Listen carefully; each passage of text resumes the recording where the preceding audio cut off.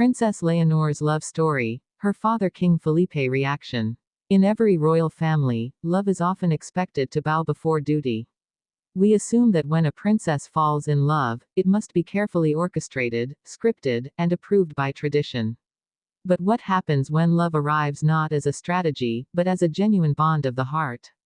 And even more, what happens when her father, the king himself, reacts in a way no one expected? This is the story of Princess Leonor's love, and the raw, human reaction of King Felipe. It is a story that intertwines romance with responsibility, family with monarchy, and above all, a father's love for his daughter with the destiny of a queen.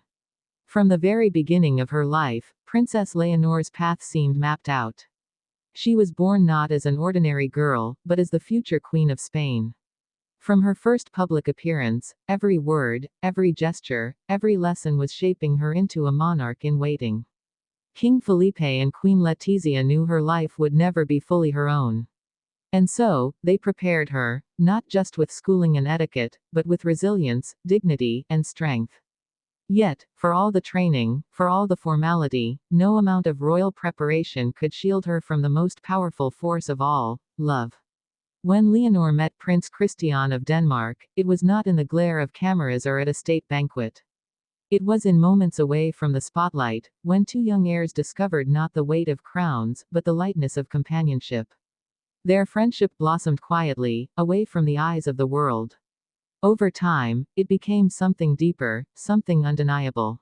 And when their relationship finally came to light, the world gasped, not just because of the romance, but because of what it represented.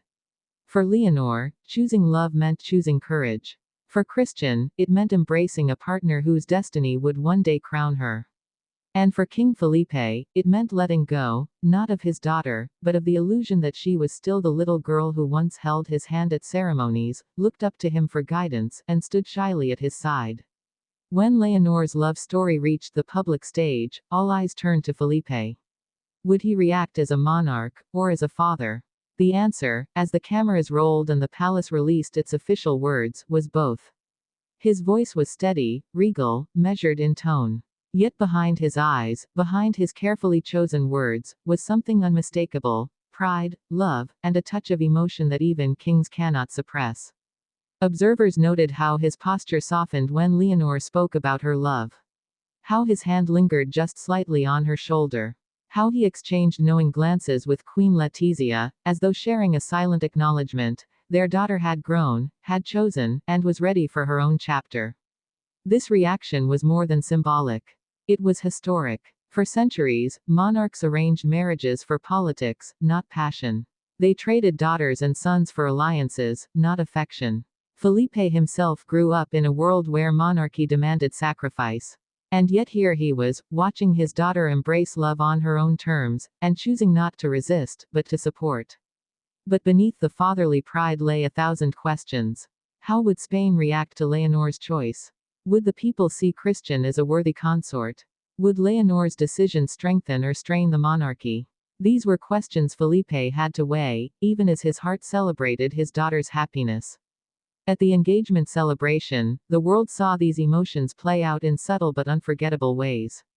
Felipe stood tall, but his eyes betrayed depth. When Christian raised a toast to Leonor, Felipe smiled, not the polished smile of a monarch, but the warm grin of a father. Watching his daughter adored. And yet, in quieter moments, cameras caught Felipe deep in thought, perhaps reflecting on what it meant to entrust his daughter's heart to another. Those close to the family whispered of private conversations. Felipe, offering advice to Christian not just as a king to a future consort, but as a father to the man who would love his daughter. Words of guidance, words of caution, words that blended duty with love. Leonor, in turn, reassured her father, reminding him that his teachings had prepared her not only to reign but to love wisely.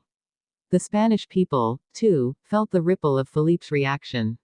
His approval lent legitimacy, his pride lent warmth, and his subtle emotion reminded them that behind the crown was a family as human as their own. Citizens saw not just their king, but a father letting go, a father embracing change, a father choosing love for his child above tradition. And yet, every answer led to new questions. Would Felipe find it difficult to share Leonor with another nation, another family? Would his protective instincts clash with the independence Leonor now demanded? How would his relationship with Christian evolve, as king, as father-in-law, as mentor? The curiosity deepened when Felipe and Leonor appeared together at their next public event.